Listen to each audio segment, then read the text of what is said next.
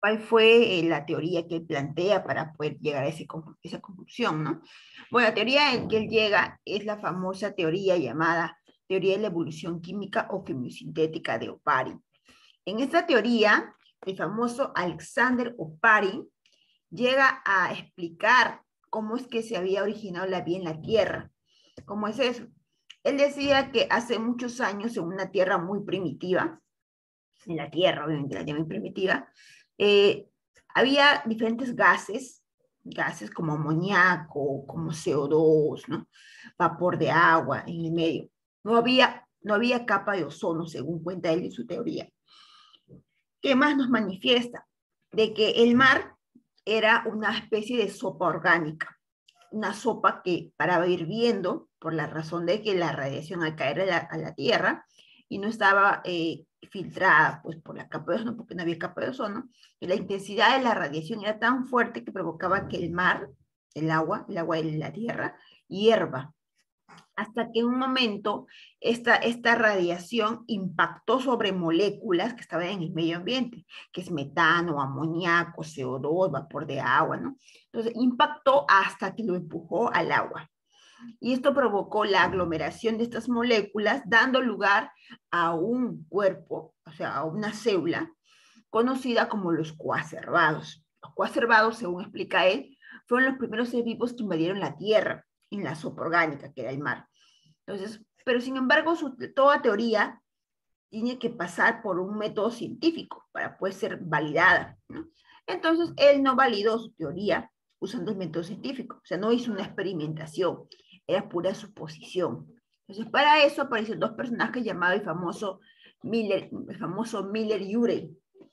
Miller y Urey fueron dos personajes que van a demostrar la teoría de Alexander Oparin. Van a demostrar la teoría de Alexander Oparin. ¿Y cómo? Van a recrear todo lo que él decía en un laboratorio utilizando unos aparatos de vidrio simulando que era la Tierra. Le colocaron gases, electrolitos para que fuese como la especie de la radiación. Colocaron vapor de agua, metano, amoníaco, CO2, y por varias horas lo dejaron actuar con los electrolitos sobre el vapor de agua. Entonces, ¿qué sucedió? Luego de tantas horas sometida a esta radiación, vieron una muestra que se pudo obtener de ese experimento y en esa muestra encontraron proteínas, o sea, aminoácidos que dan lugar a proteínas. Y nunca antes se había visto proteínas en un experimento, porque una proteína solamente está presente en un ser vivo. Ellos pudieron encontrar aminoácidos, que son la unidad de las proteínas.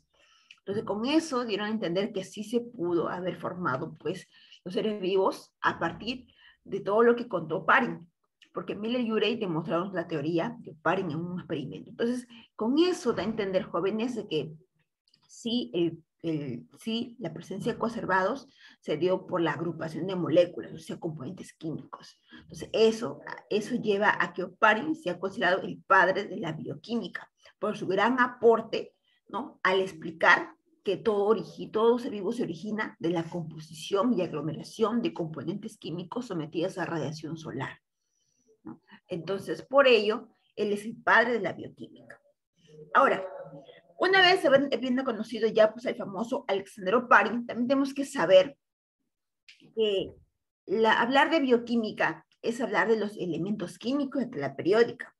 Dirás, yo me sé toda la tabla periódica. Ok, a ver, ¿cuáles son? A ver, nómbrame elementos químicos de tabla periódica. Todos los elementos que tú conozcas. A ver, te leo en el chat, te escucho en el audio. A ver, elementos químicos que estén en la tabla periódica. ¿Te escucho? Mis oxígeno sin hidrógeno. Nada más. Cloro, oro, ya, muy bien. ¿Qué más? Cobalto, ya. Hierro, plata, potasio, bromo, magnesio, sodio, argón, azufre, mercurio, manganeso, potasio. ¿Qué más? ¿Se acabó? Helio, yodo, vanadio, fósforo. Muy bien.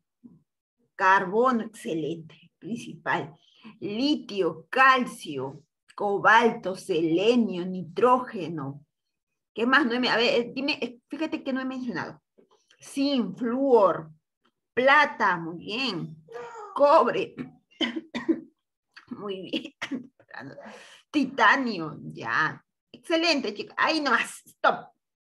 Ahí me encanta que mis chicos participen. Ah, les comento, mira, me compré un cuadernito. Mira, para que me crean, para que me crean. Me compré mi cuadernito de Mickey Mouse. Para que vean, todavía tengo un niño en el interior, me compré de Mickey Mouse. Y mira, quiero que vean acá, mira lo que he puesto acá. Aula selección he puesto, ¿ves? Ese, ya. Y aquí voy a anotar, mira, está en blanco, ¿ah? Voy a anotar la participación de mis estudiantes, pero no solamente porque participo una vez, no. La participación constante. Por ejemplo, si yo hago preguntas, te he hecho una pregunta y he contestado varios. Ya, ya. He leído nombres. Ahí está Zulka, está Tom, está Gutiérrez, Reyes, Guamán, Laura, Gutiérrez, Cruz, Pariona, etcétera. Ya. Yo voy a hacer preguntas en el transcurso de toda la clase y voy a ir anotando los que están participando constantemente. Por ejemplo, Tom, la semana pasada participó y me acuerdo rápidamente su apellido. Entonces, si yo veo que él participa cada rato, está en la lista de los que participan. Y esos alumnos yo los voy a ir anotando y al finalizar el examen, o sea, bajando el examen parcial, ya pasamos registro, ya. Entonces, sus puntos se van a ir acumulando para apoyarlo en alguna nota que tenga baja o como participación en el aula. Todos van a tener una nota en su participación, es con puntos, ¿ya? Así que tienes que estar en esta lista sí o sí. Voy a anotarte. Así que trata de participar a cada momento. Si participas por el audio, mucho mejor todavía, porque te voy a preguntar tu apellido y todos van a escucharlo. No. Un poquito más de la garganta. Ya. Entonces, ustedes chicos me han mencionado una lista de los elementos químicos, porque eso fue lo que yo les pedí. Correcto. Ahora, cuando entramos o hablamos de la bioquímica, nos referimos a toda la composición química, pero presente en un ser con vida. ¿Ya? Hace un momento hemos dicho elementos químicos, o sea, elementos que hay y no hay en el ser vivo. Por ahí me dijeron, mis mercurio, plomo, oro, correcto, son elementos químicos. Sin embargo, no forman parte de la bioquímica. ¿Por qué, mis? Porque la bioquímica estudia solamente a toda la composición que está presente en el ser vivo, ¿no? Pero está bien, porque yo te pregunté elementos químicos, yo no te pregunté bioelementos. Ahora sí te voy a preguntar bioelementos. Los bioelementos, ¿qué son, mis? Son aquellos elementos químicos de la tabla periódica, pero que solamente vamos a encontrar como parte estructural y funcional del ser con vida. Correcto. Aquí no me puedes decir mercurio, no me puedes decir oro, no me puedes decir plomo. No, pues, no me puedes decir eso, ¿no? Porque esos sí son elementos químicos, pero no son bioelementos, porque no forman parte de tu cuerpo. Mis, sí, yo me puse un dientecito de oro, mis. No, es que tú no has nacido con ese elemento químico. Mis, yo tengo un papá que es ingeniero minero y tiene plomo en su pulmón. Sí, pero tu papá no ha nacido con el plomo. ¿Te das cuenta? Entonces, los elementos químicos no son igual que los bioelementos, ¿no? Se le dice bioelemento a todo elemento químico que forma parte del ser con vida. ¿Ya, chicos? Chicos, me dan un segundito, por favor.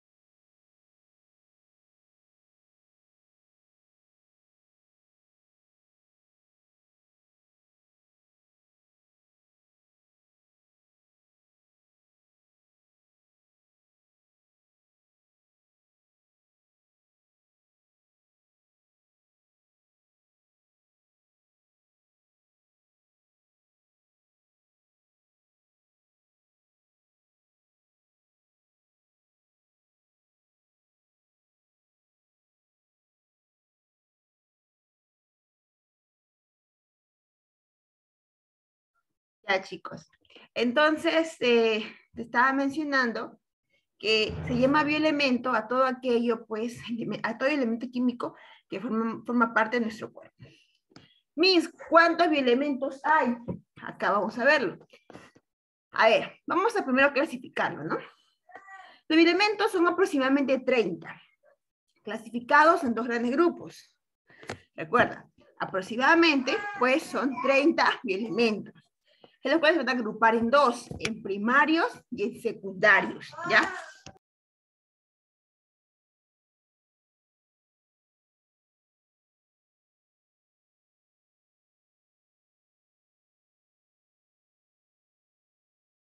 Los primarios se llaman primarios, bioelementos primarios, a todo bioelemento que constituye el 99% de peso de un ser vivo. O sea, no voy a decir primarios los más importantes, no, sino es lo que más abunda en el cuerpo. Y aproximadamente es el 99% de todo el peso del ser vivo. Dentro de estos están los básicos y los complementarios. Mis, que es un bioelemento primario básico. Un bioelemento primario básico es lo que más vamos a encontrar en abundancia. ¿Cuáles son? La famosa galleta Chon. Carbono, hidrógeno, oxígeno y nitrógeno. Correcto.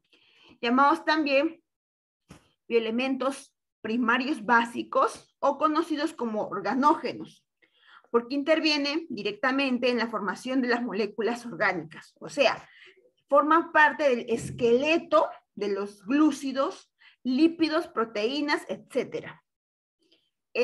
Son considerados los principales bioelementos. Los principales bioelementos, ¿ya? El carbono, el hidrógeno, el oxígeno y el nitrógeno. Principales bioelementos. Bien, mis, ¿y los complementarios también son primarios? Claro, se llaman complementarios porque a veces acompañan al básico. Por ejemplo, ¿no?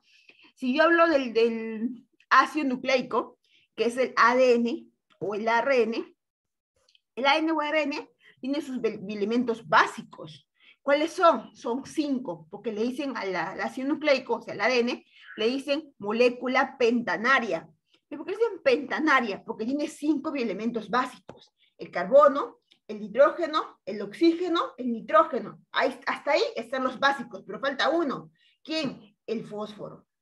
Este de acá le acompaña. Sí, este de acá es un complementario.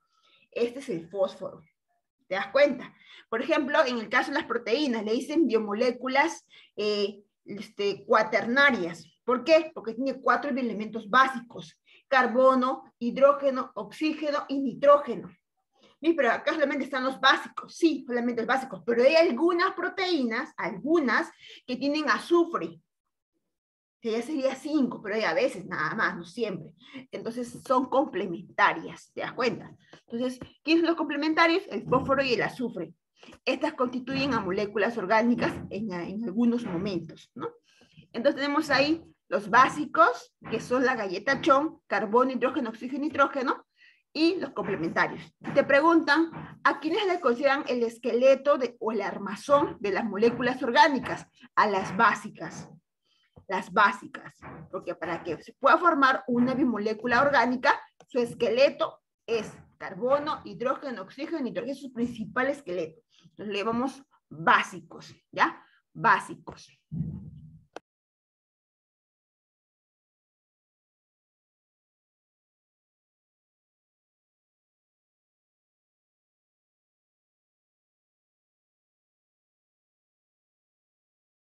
Chicos, un momentito, percanso un ratito.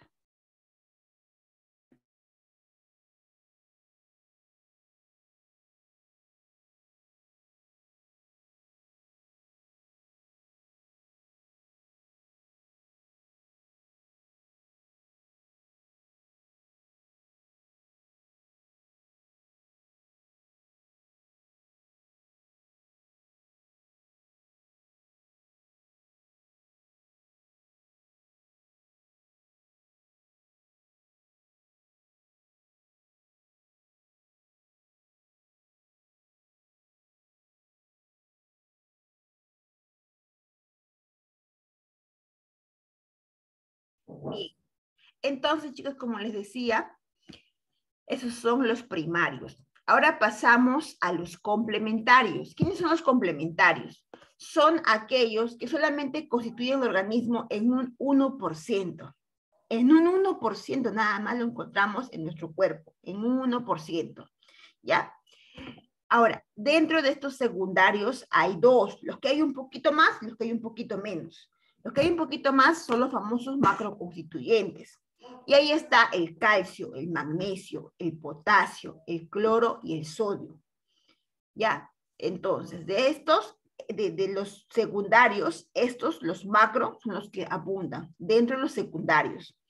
Y los que hay en menos proporción son los microconstituyentes. ¿Quiénes son? El hierro, el zinc, el manganeso, el cobre, el cobalto, el yodo, el flúor, el vanadio. También le dicen elementos trazas, ¿ya? Porque es muy raro encontrarlo en el organismo. O sea, es muy raro en algunos casos, en algunos, no todos, algunos, ¿no? Por ejemplo, yo te puedo preguntar, ¿no? Chicos, ¿por qué la sangre es roja? A ver quién me responde por ahí. ¿Por qué la sangre es color rojo? A ver.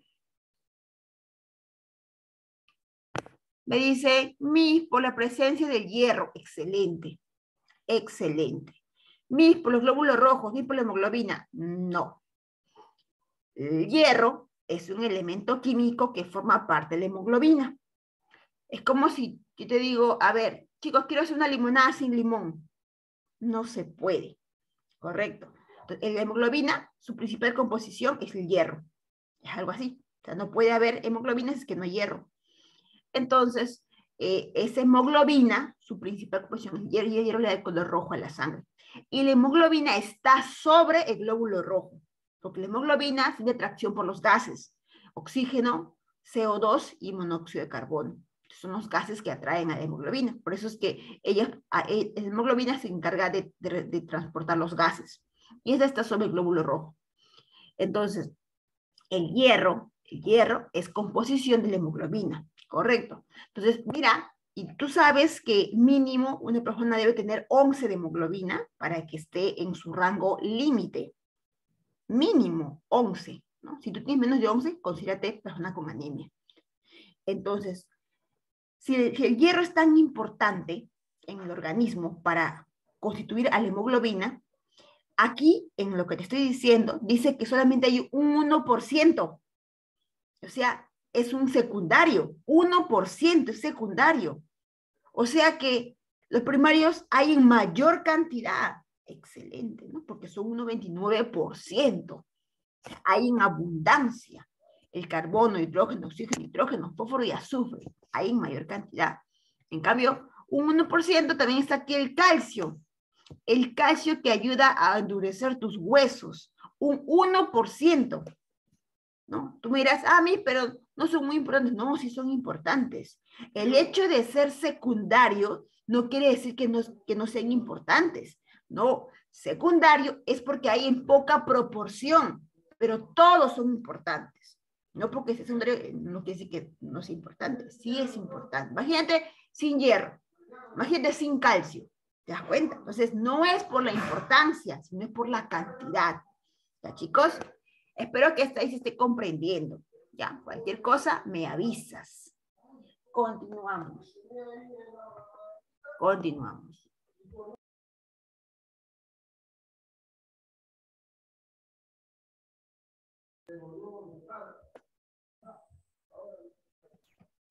Bien, vamos a ver algunas funciones de los bioelementos. Tenemos aquí los básicos, el carbono, el hidrógeno, el oxígeno y el nitrógeno, los básicos. Ya. El carbono, te dije que constituye el esqueleto principal de todas las moléculas orgánicas. ¿Qué son moléculas orgánicas? El carbono, el glúcido, el lípido, las proteínas, los ácidos nucleicos son bien moléculas orgánicas. Entonces, el carbono es su principal composición. ¿Ya? El hidrógeno, pues, es uno de los elementos químicos que tiene una facilidad para unirse con el carbono. Y además tiene una función que es de almacenar gran cantidad de energía. Almacena gran cantidad de energía. También como molécula podemos considerarlo formando parte del agua, el H2O, parte del agua, ¿no? Otro, el oxígeno es otro bioelemento importantísimo porque como molécula, como O2, forma parte del gas, ¿no?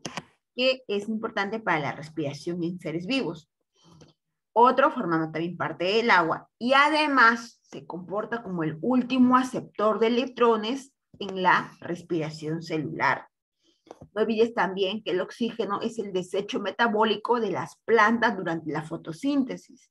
Las plantas, cuando producen su propio alimento, que es un azúcar, ellas liberan algo que no les sirve en ese procedimiento. ¿Y cuál es, Miss? El oxígeno. A ellas no les sirve el oxígeno. O casualidad, a ti sí te sirve, ¿no? Y a ti no te sirve el CO2, tú lo botas como desecho metabólico de tu proceso químico. Y o casualidad, el CO2 sí le importa a la planta.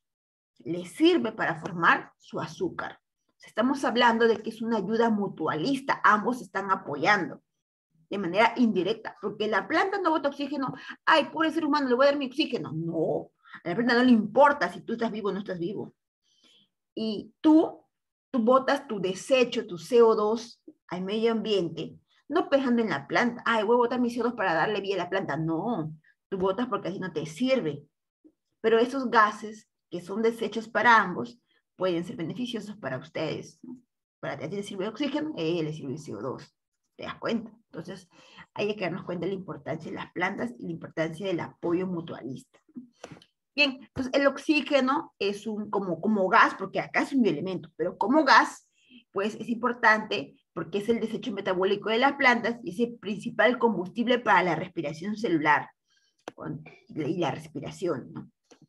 El nitrógeno, como gas, es el principal, es uno de los gases más abundantes en el medio ambiente. Recuerda que el gas que más abunda en el medio ambiente, primer puesto está el nitrógeno, el N3. Luego sigue el oxígeno, luego sigue el ozono, y luego perdón, CO2, luego el ozono. Nitrógeno, oxígeno, CO2 y ozono. En ese orden están los gases. El nitrógeno está en un 78% en el medio ambiente. El nitrógeno como gas, el N3. ¿Te das cuenta? Importante. Ahora, el nitrógeno, además, como elemento químico, constituye a las proteínas para que sean cuaternarias. Un aminoácido, que es la unidad de una proteína, sin nitrógeno no es aminoácido. O sea, es un elemento importante para formar a las proteínas. ¿Quién? El nitrógeno. ¿Te das cuenta? Bien, continuamos. Te voy a preguntar al final, ¿ah? Para apuntarte en mi lista de lo que participa. Bien, continuamos. Tenemos al fósforo. Recuerda que el fósforo forma parte de los ácidos nucleicos, el ADN, el ARN y el ATP. El ADN se llama ácido desoxirribonucleico y el ARN ácido ribonucleico. ¿Y por qué le dicen ácido? Le dicen ácido porque en su composición hay un ácido fosfórico y ahí está el fósforo. Ácido fosfórico, ahí está el fósforo. ¿Y por qué le dicen ADN? Porque está formado por un azúcar llamada desoxirribosa. Y en el ARN su azúcar se llama ribosa. Pero acá la importancia es saber que el ADN empieza con A o el ARN empieza con A porque es el ácido fosfórico quien constituye a estas moléculas. Y el fósforo es un elemento químico que hace que el elemento, que hace que la bimolécula sea pentanaria, porque la última composición es un fósforo. Además también podemos encontrar fósforo en el ATP. El ATP, su nombre es adenosín trifosfato. Está formado de una adenina y 3 fósforos. ATP. Ahí está el fósforo. Además, recordar que el fósforo también constituye a los huesos y a los dientes. Otro, podemos encontrar también en la membrana celular, ¿no? Encontramos fosfolípidos que están hechos de fósforo. Los fosfolípidos están hechos de fósforo. ¿Ok? Bien. Ahora, el azufre. El azufre, recuerda que te comentaba que se puede encontrar en algunos aminoácidos. Mira que dice acá. Participa en la constitución de algunas moléculas orgánicas como ciertos aminoácidos. ¿Qué es aminoácido? La unidad de las proteínas, o sea, forma parte de las proteínas. Puede encontrarse en algunos casos azufre. Recuerda que el azufre es un elemento complementario, básico complementario. Aquí está, mira, para que te puedas acordar. Aquí está, mira, azufre y fósforo son primarios complementarios. Primarios complementarios, ¿ya? Entonces ya vimos los básicos y complementarios. Ahora vamos a ver a los secundarios. Tenemos aquí el calcio. El calcio, ¿quién no sabe qué es el calcio? El calcio es un elemento químico que yo sé que te han enseñado en primaria, ¿no? Forma parte de nuestros huesos, forma parte de nuestros dientes, pero sin embargo, también participan en la contracción del músculo. Cuando tú mueves tu músculo, ya sea sonriendo o moviendo una de tus extremidades, ahí se mueve el músculo. Para que se pueda dar una contracción del músculo, participan proteínas y elementos químicos. El elemento químico principal que participa en una contracción muscular es el calcio. Sin embargo, también hay proteínas que pueden participar en la contracción. ¿Cuáles son esas proteínas, Miss? La actina y la miosina. Participan en la contracción muscular a partir de la unidad del músculo, o sea, de la sarcómera, ¿no? Que vamos a verlo más adelante. Pero recuerda que el calcio como elemento químico, ¿no?, participa en la contracción de los músculos y también participa en la coagulación sanguínea, o sea, ayuda a evitar los coágulos a nivel de los vasos sanguíneos, ¿ya? Y también se puede comportar como un cofactor de algunas enzimas. Es que es un cofactor, es un elemento químico que apoya para que una enzima pueda trabajar. ¿Y qué es una enzima? Es una proteína que ayuda a acelerar un evento químico. Bien, hasta ahí hemos visto que es el calcio. El magnesio. Quiero que te fijes aquí, mira estas hojas, mira estas hojas. Ah, ya, deficiencia de calcio, Miss, pues puede causar la osteoporosis, ¿no?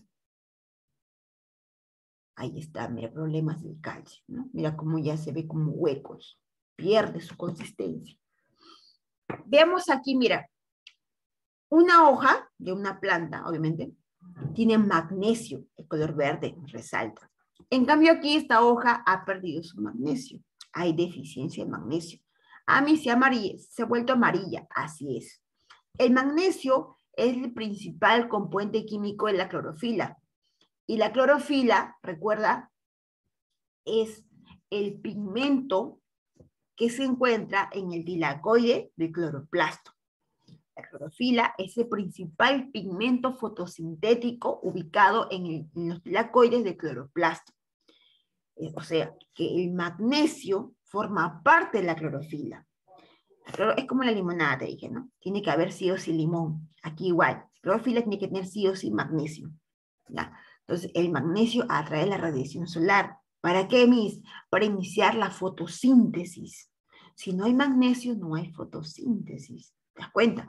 Entonces, porque el magnesio forma parte de la clorofila. Constituye principalmente la clorofila. Además, también se puede comportar como un cofactor enzimático. ¿Qué es eso, Miss? Apoya en un proceso metabólico. ¿Ya? Bien. Hasta ahí, ¿cómo vamos, chicos? ¿Todo bien? ¿Alguien ya voló? ¿Todo bien? ¿Todo claro, Miss? ¿Se comprende, Miss? No entiendo nada, Miss, ya volé. A ver, avísame por el chat. ¿Todo bien, Miss? ¿Todo claro, Miss? Ok, Miss. Ojalá, pues, también te quiero ver con tu 20 en el examen temático de hoy. Bien. Hay temático, acabando la clase, hay temático. Bien. Continuamos.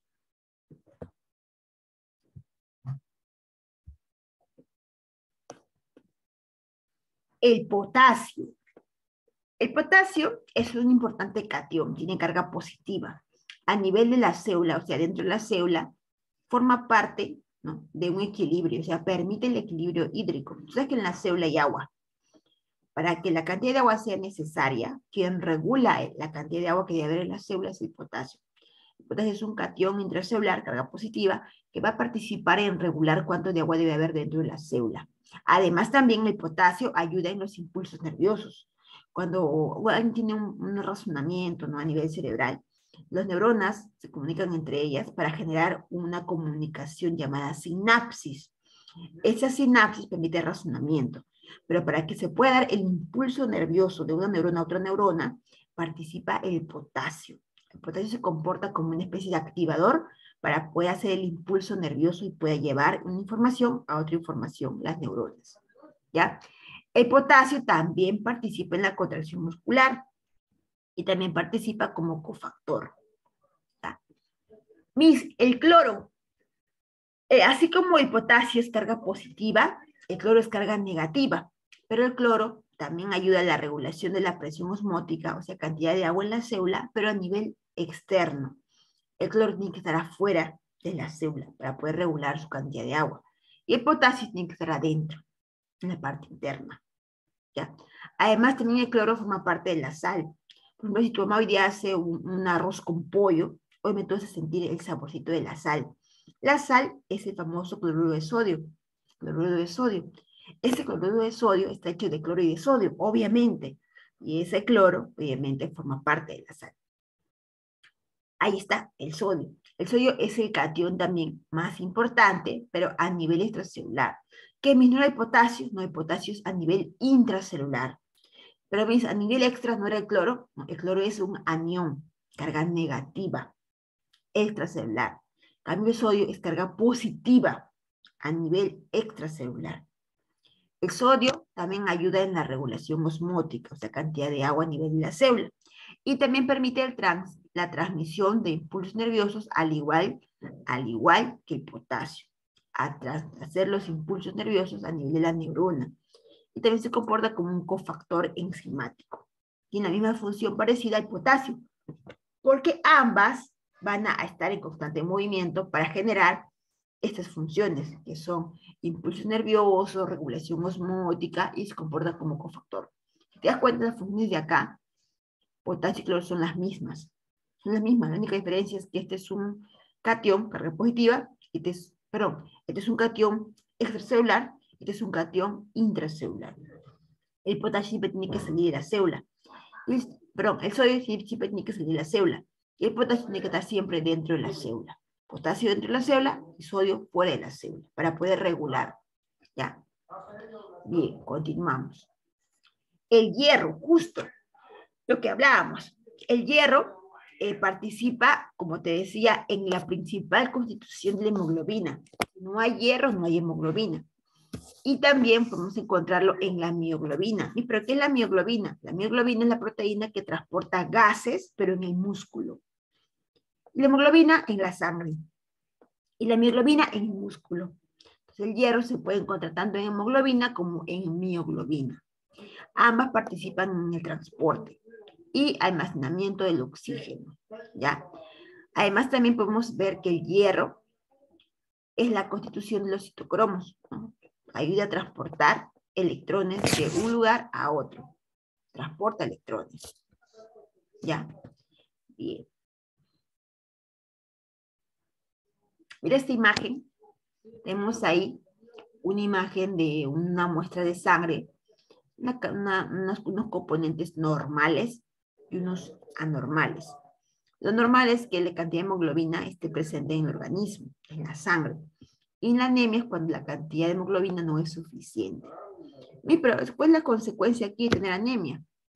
Tú sabes que los glóbulos rojos tienen hemoglobina y estos transportan gases. Los gases como oxígeno y salida de CO2 llevan a todas las células oxígeno. Pero mientras menos glóbulos rojos hay menos hemoglobina. Y si hay menos hemoglobina, hay menos gases que transportar. Entonces, el oxígeno va a llegar adecuadamente al cerebro.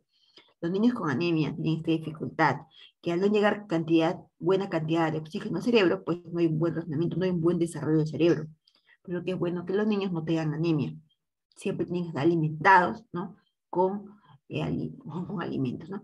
Pueden darle pues medicamentos no, son como una especie de agregados que contienen hierro, porque el hierro forma parte de la hemoglobina para formar más hemoglobina y más glóbulos rojos.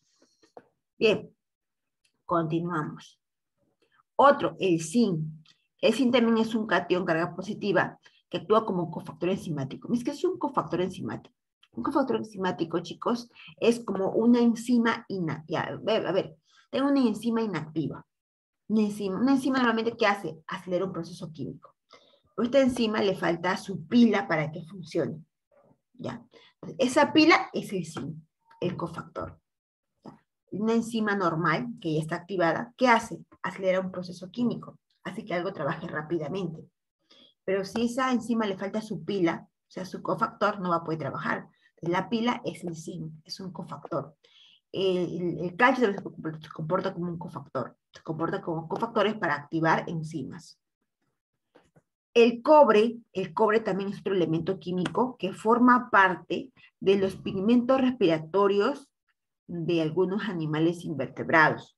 Por ejemplo, en los insectos o artrópodos tienen una sangre que no se le llama sangre, se le dice hemolinfa. En los insectos su sangre se le llama hemolinfa.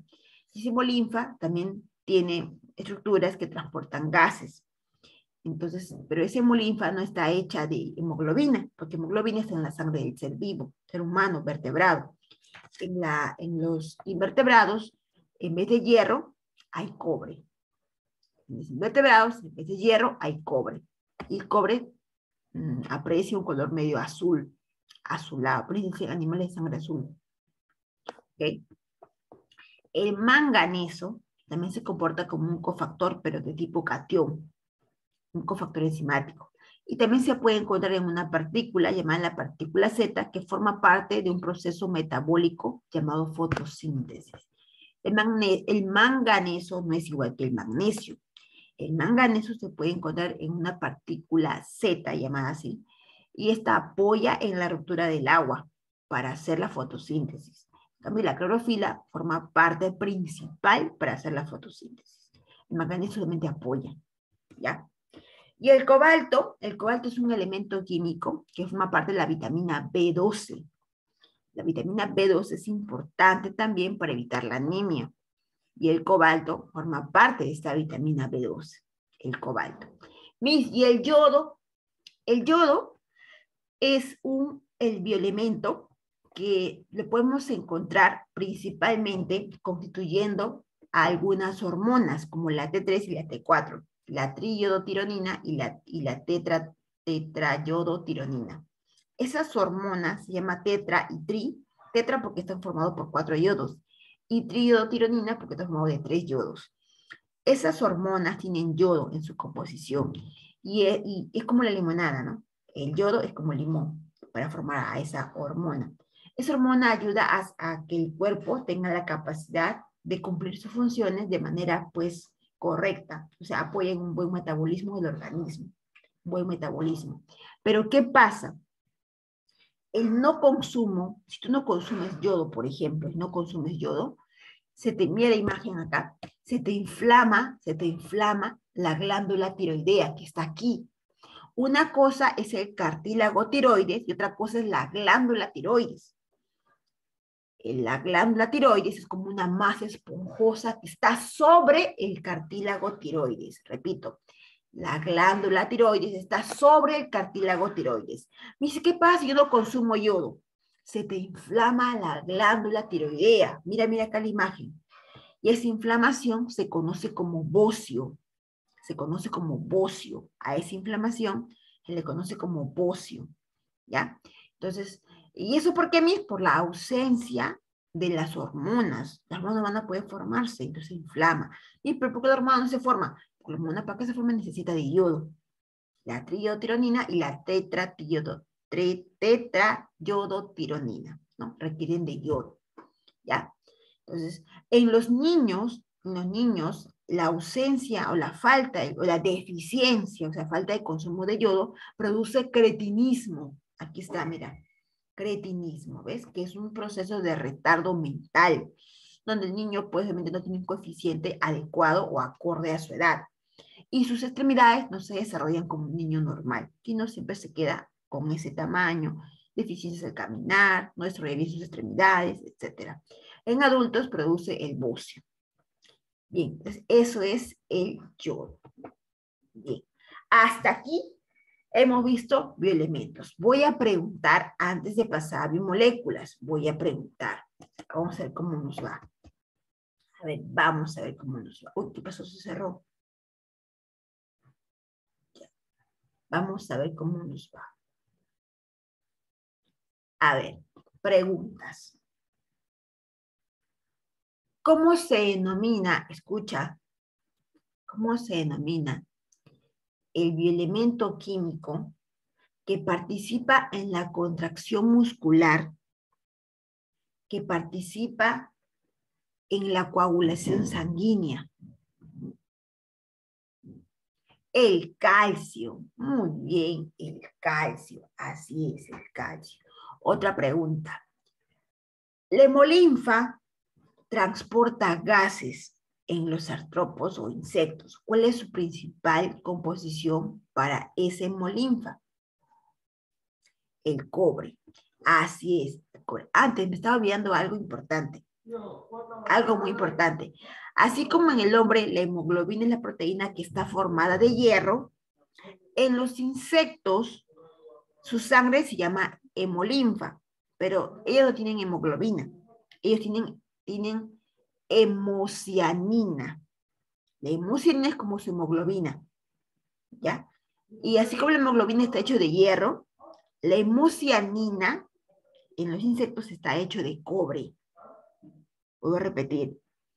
Los glóbulos rojos tienen hemoglobina. Eso es nosotros. Esa hemoglobina está hecho de hierro. En los insectos, su sangre se llama hemolinfa. La hemolinfa tiene una proteína llamada hemocianina. La hemocianina está hecho de cobre. ¿Correcto? Ahora sí, seguimos. ¿Cuál es el principal elemento que constituye las plantas para dar origen a la fotosíntesis? A ver, ¿te escucho?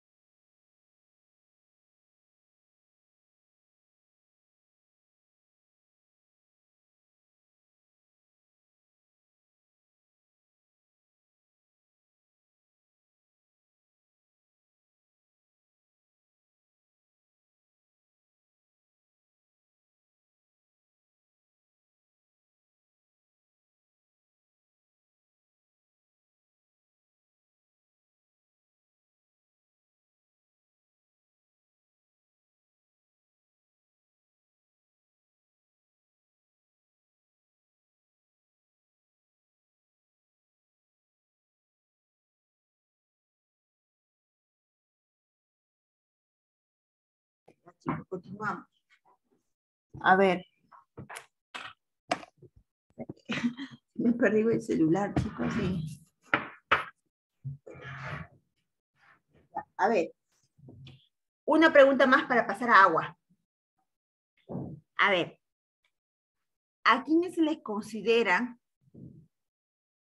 o mejor dicho, según la clasificación, dónde está el fósforo y el azufre? Según la clasificación, ¿dónde está el fósforo y el azufre? Según su clasificación, ¿dónde encontramos el fósforo y el azufre? Dímelo bien, ¿eh? Dímelo bien.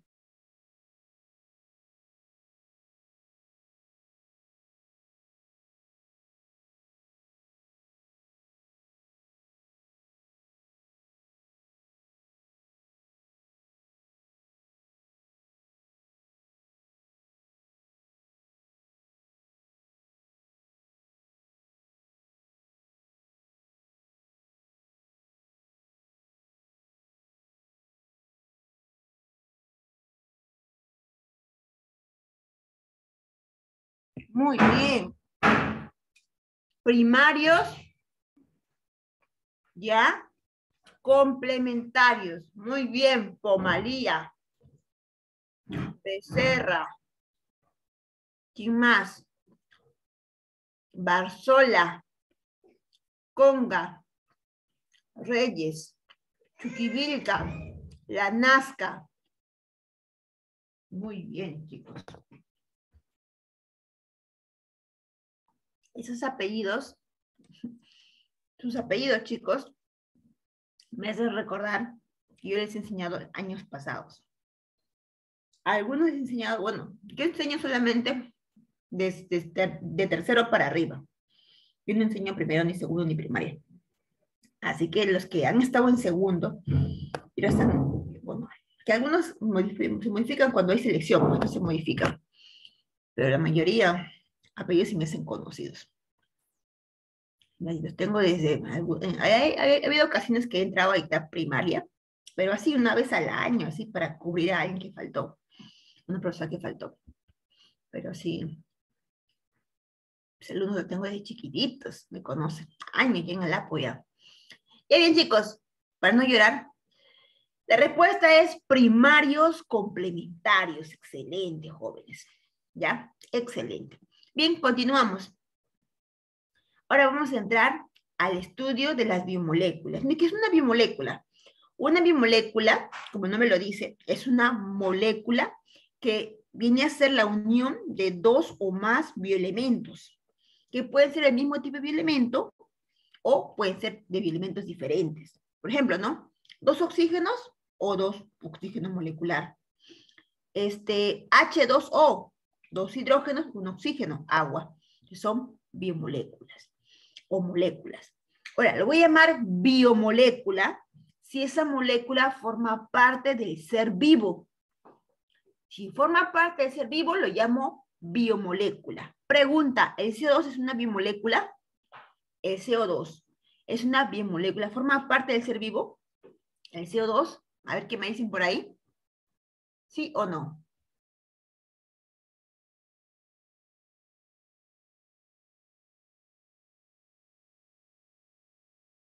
A ver, me dicen por ahí. Mis sí, mis no. Chicos, cuando yo digo ser vivo, yo dije ser vivo. No me estoy refiriendo solamente al hombre, ¿ah? No solamente al hombre. La planta es un ser vivo. Y la planta utiliza CO2. Y es un ser vivo. El hecho de que tú no uses CO2, normal, pero otros seres vivos lo utilizan. Recuerda que cuando digo ser vivo no me refiero solamente al humano. Ser vivo es desde una bacteria, un hongo, un protozoario, algas, plantas, animales, todos son seres vivos, todos. Y ellos, algunos sí requieren de CO2. Es una molécula que forma parte de su cuerpo, ¿ya? Porque estoy hablando en general. Yo te digo, el ser humano, ahí puede que sí, me digan no mismo, pero en los demás sí. Pues en general, sí, sí es una biomolécula. Ahora, las biomoléculas son aquellas moléculas que forman parte del ser vivo, ¿correcto? Bien, se pueden clasificar en inorgánicas y orgánicas. Se llaman inorgánicas aquellas biomoléculas que carecen de enlace carbono-carbono. En cambio, las orgánicas tienen como esqueleto principal al carbono, hidrógeno, oxígeno y como complemento al fósforo y el azufre. O sea, hay enlaces carbono. En cambio, las inorgánicas no hay enlaces carbono, porque el carbono no es un esqueleto. O sea, no es un elemento básico, ¿correcto? Bien, entonces, ¿quiénes están en las inorgánicas, mis? El agua, los ácidos, las bases, las sales y los gases, ¿ya? Que son entre las más importantes. Hoy vamos a ver agua y un poquito de sales si alcanza el tiempo. Ácidos, bases, sales y gases, vamos a ver la próxima semana. Y luego la que sigue y entraremos a las orgánicas. En este bimestre vamos a trabajar todo lo que son todo lo que es bioquímica. Todo lo que es bioquímica. La próxima ya vamos a ver ya otra rama de la biología. Pero ahora vamos a ver todo bioquímica. ¿Ya? Vamos a empezar con el agua. Luego vamos a ver los ácidos, bases, sal, todo, etc. El agua, debes de saber tú, que es una bimolécula muy importante en el cuerpo.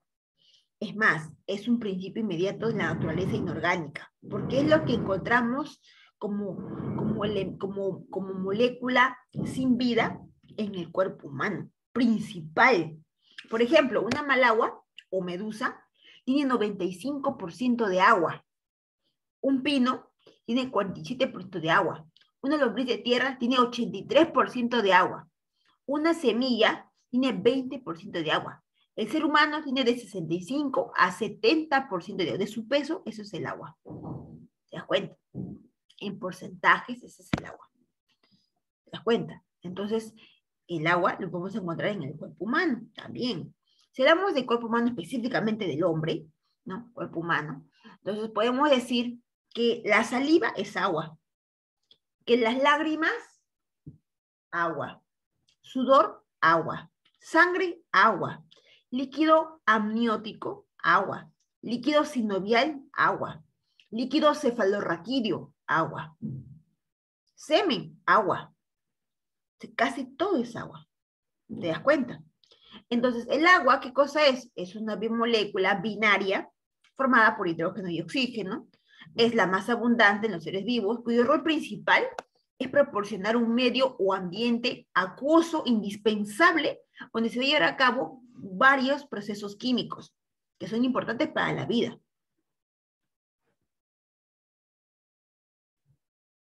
¿Ya?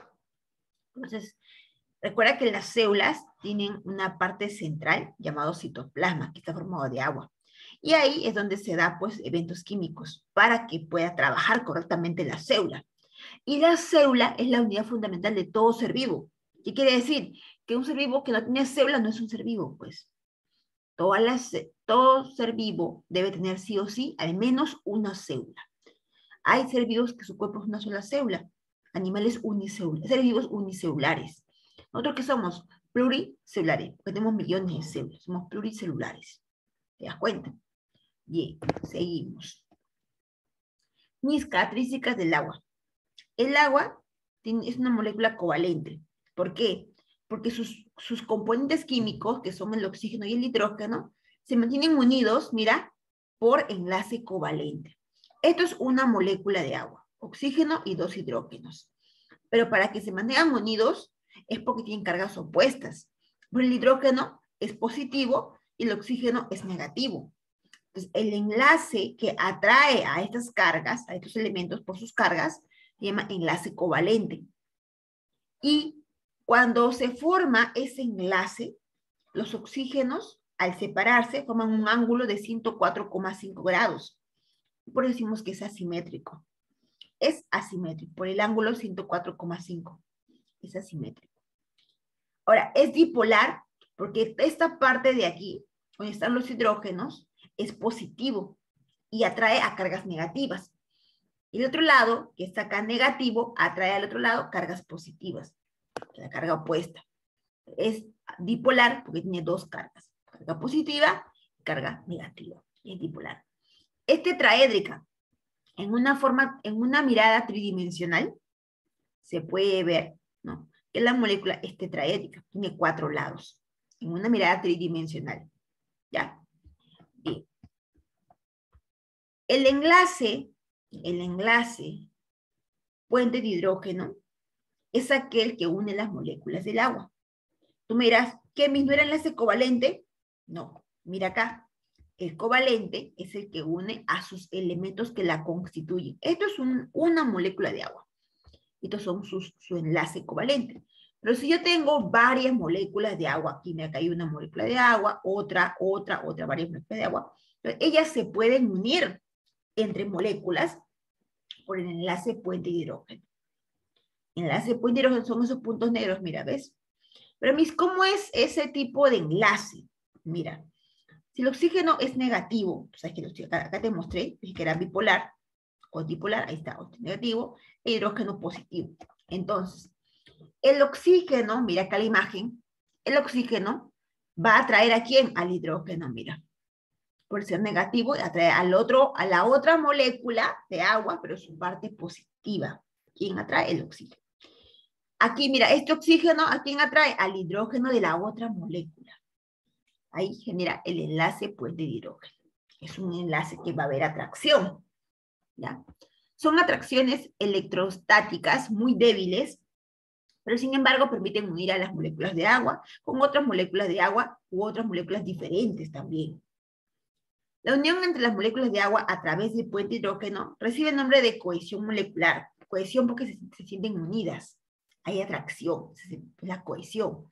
Y esta cohesión, o sea, al mantenerse unida, hay una responsabilidad. Chicos, me dan un segundo, por favor. Entonces, el hecho de una de sus características del agua es que tiene pues esta cohesión molecular, que es la capacidad de mantener unidas unas moléculas con otra mediante el puente de hidrógeno. Esto permite generar propiedades. ¿Cuál es? Uno, la tensión superficial. ¿Qué es la tensión superficial? Por ejemplo, cuando hablamos nosotros, no sé si te ha pasado esto, cuando te has metido en la piscina y te tiras un clavado, ¿no? Y cuando te tiras un clavado, ¿cómo caes? Así, ¿verdad? Así. Algunos se tiran un clavado y caen de pechito, por ejemplo, de pechito, ¿no? ¿Duele, sí o no? Duele, claro. Tú dirías, pero ¿por qué duele si caigo de pechito? ¿Y por qué no duele si caigo así? Lo que pasa es que cuando nosotros evaluamos cómo se encuentran unidos estos enlaces puente hidrógeno, de manera superficial, el agua, ¿no? Las moléculas se van a unir por el enlace puente hidrógeno y va a generar una pequeña fuerza de tensión entre los enlaces. Los enlaces se van a unir y acá hay una fuerza de unión que genera una tensión, o sea, una fuerza acá, una fuerza. Cuando tú caes de pechito, tú puedes sentir esa fuerza, esa tensión, puedes sentir esa tensión, ¿no? Y golpea y recién te hunde, porque tu peso es mayor a la fuerza de la tensión. Por eso es que te hundes. Pero tú puedes sentir la tensión y luego te hundes. Mira acá a la arañita, mira, cómo ella puede caminar sobre el agua. Porque ella puede caminar aprovechando que hay una tensión entre las moléculas. Este puente de hidrógeno genera una tensión, que estén bien enlazadas. Y el peso de la araña es menor a la fuerza de la tensión. Por eso que ella puede caminar sobre el agua. A ver, tú caminas sobre el agua, te hundes, ¿sí o no? Porque tu peso es mayor a la fuerza y la rompes. Con tu mano, cuando tienes un clavado, con tu mano rompes el enlace. En cambio, cuando te tiras el pechito, sientes primero la fuerza de tensión y luego te hundes. La araña sí puede caminar sobre el agua porque su peso es menor a la fuerza. ¿Te das cuenta? Entonces, eso se conoce como tensión superficial. ¿Ya?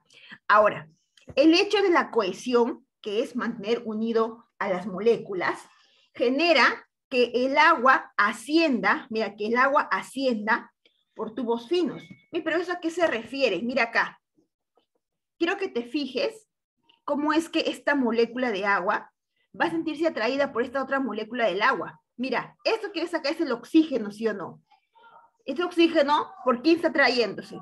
Por el hidrógeno, ¿sí o no? ¿Y este oxígeno por quién? Por este hidrógeno de aquí, ¿sí o no? Y este oxígeno de aquí por este hidrógeno de aquí.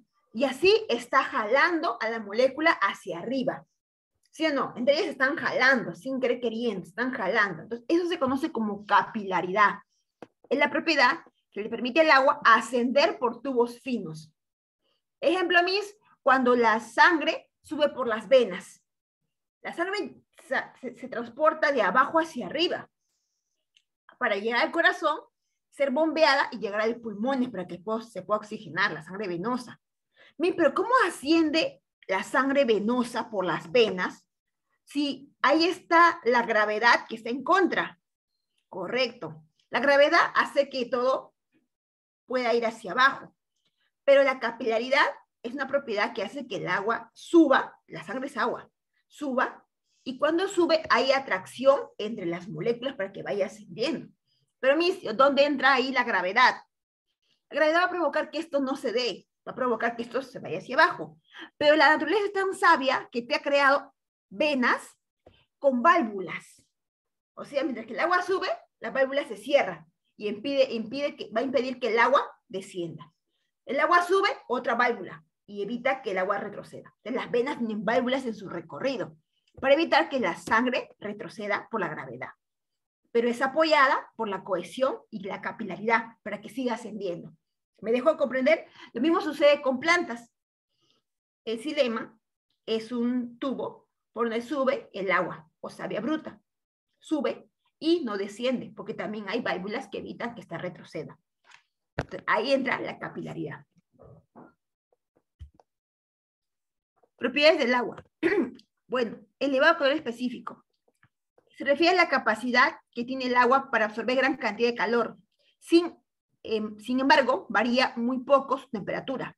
Por ejemplo, cuando tú vas a correr, haces tus ejercicios, corres 20 vueltas a toda la corporación del Agustino, y te tocas la carita, estás caliente de haber corrido, pero tú no estás con fiebre. Es porque tu cuerpo, al generar movimiento, genera calor. ¿Y qué es lo que se calienta? Todo tu organismo, por eso te sientes caliente. Sin embargo, hay una forma de botar ese calor. Tú dirás, estoy caliente, ¿me dio fiebre? No, no te dio fiebre, es por el hecho de que has trabajado demasiado tus músculos y tu cuerpo se ha calentado. Y eso no va a provocar que tú te mueras por fiebre. No, no, no, no es así. Hay formas, mecanismos para que se absorba ese calor y se libere. Por ejemplo, ¿no te ha pasado que cuando terminas de correr, terminas así y tu vapor sale caliente? O tú empiezas a sudar. El sudor es un mecanismo para liberar ese calor sin elevar tu temperatura. O sea, para que no te dé fiebre. Botas ese calor, ¿no? En forma de vapor o en forma de sudor. El exceso de calor. Entonces son mecanismos. Pero yo corro con mi perro y mi perro no suda, Y mi perro, entonces, ¿cómo bota su calor? ¿Te escucho? ¿Te escucho? ¿Cómo bota tu perro ese calor?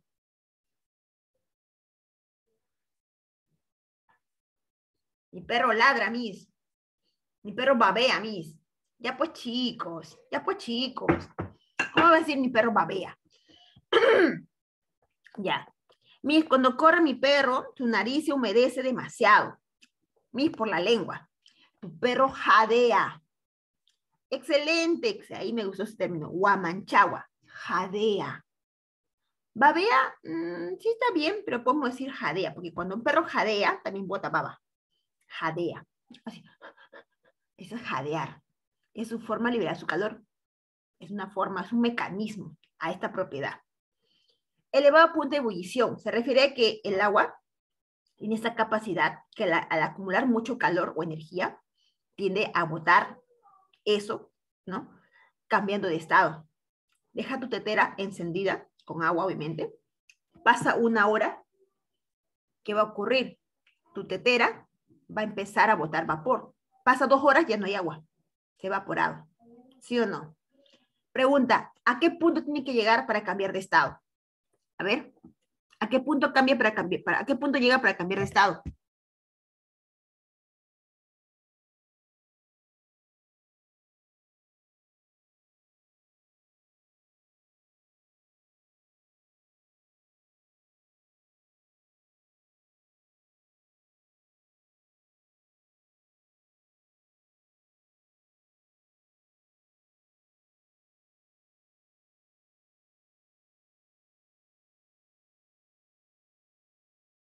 Excelente, 1100 grados. Excelente, 100 grados. Y recién cambié de estado. ¿Correcto? Muy bien. El agua es un disolvente universal, porque al ser bipolar, al tener 2 cargas opuestas, positivo y negativo, puede atraer a otras moléculas con estas cargas. Chicos, me avisan 9:20, por favor. Me avisan 9:20, por favor. Ya son las 9:20. Falta un minuto, Ya, me voy a pasar 3 minutos entonces. Ya, para acabar. Entonces, chicos, el disolvente universal, es un ejemplo, es cuando agarras sal y vas a agarrar una cucharita de sal y lo vas a disolver en agua. Vas a ver que al moverlo, gran parte de la sal va a desaparecer. Y la otra parte se va a quedar acumulada al fondo del vaso.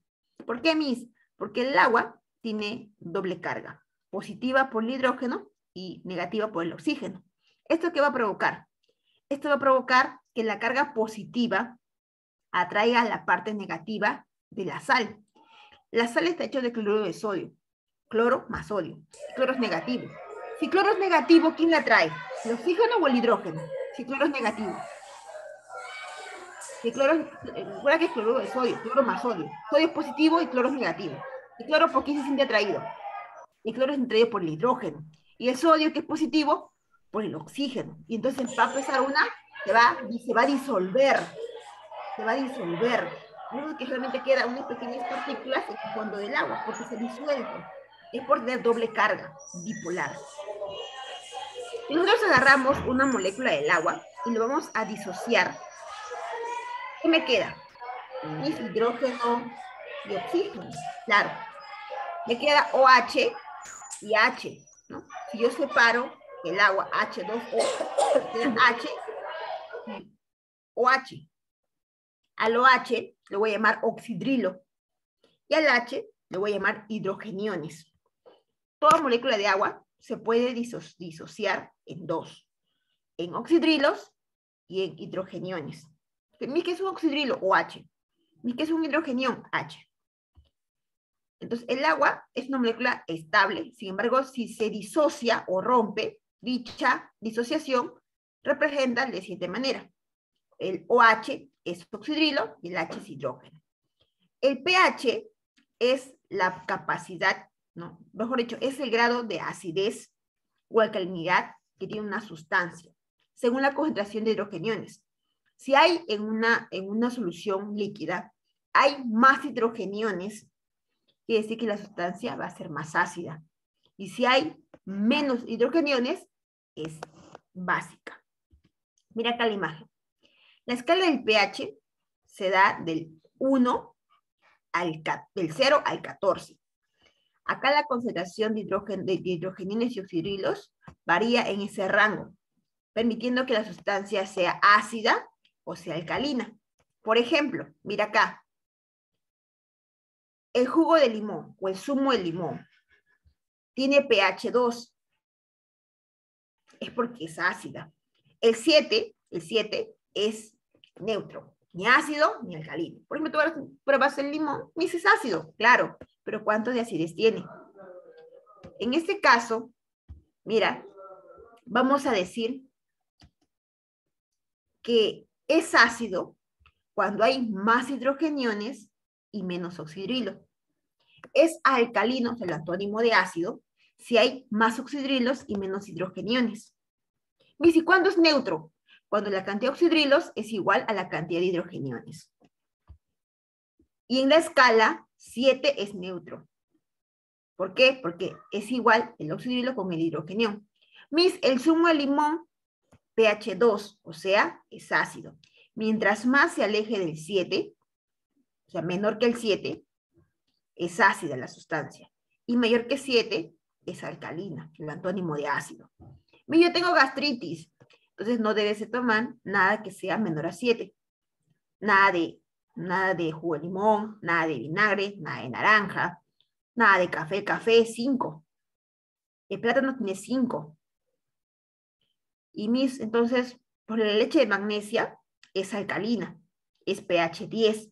Y el salbutamol, no me equivoco, también tiene leche de magnesio, porque reduce la acidez, es lo contrario del ácido. Mayor de 7 es alcalino, ¿ya? En el organismo, en nuestro cuerpo, tenemos nosotros sustancias químicas que pueden regular nuestro pH. Estas sustancias químicas son encargadas de mantener un equilibrio entre ácido y base. O sea, si nosotros nos alimentamos de puras sustancias ácidas, nuestro pH regula que no sea muy ácido lo que tenemos en nuestro interior, ¿no? O que no sea muy alcalino. Esta regulación se conoce como homeostasis. Pero, ¿quiénes son esas sustancias químicas que regulan el pH? Que no sea ni muy ácido ni muy alcalino. Se llaman los tampones. Los tampones, buffer o amortiguadores. Llevan estos 3 nombres. Tampones, buffer o amortiguadores. Estos regulan el pH. Mis ejemplos, la hemoglobina es un buffer, ¿no?, de la sangre. El ácido fosfórico, el bicarbonato también es otro buffer que regulan el pH en la sangre, pero en el organismo. En la sangre es la hemoglobina. ¿Ya? Entonces regulan el pH. ¿Qué regula el pH? O sea, permitir que no sea ni muy ácido ni muy alcalino. Yo me tomé un vaso de limonada en la tarde, un ceviche, y en la noche, no sé, jugo de naranja. Mucho ácido. Tu sangre no va a ser ácida por consumir mucho ácido. Hay reguladores que van a evitar, pues si hay mucho ácido, porque hay mucho hidrogenio, entonces, ¿qué van a hacer? Aumentar los oxidrilos para que se mantenga. Si hay mucho alcalino, hay mucho oxidrilo, entonces aumentan el hidrogenio para que se mantenga. Son reguladores. ¿Quiénes son los tampones, buffer o amortiguadores? Bien, chicos, ahora sí, hemos culminado.